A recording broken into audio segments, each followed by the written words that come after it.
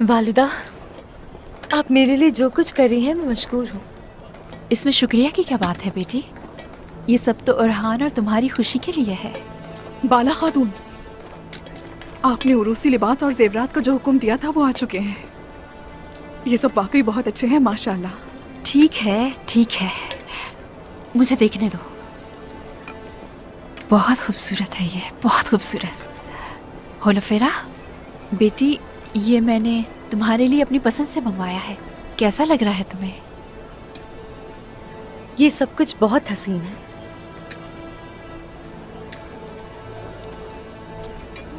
گونجا خاتون، چلے آئے آئے۔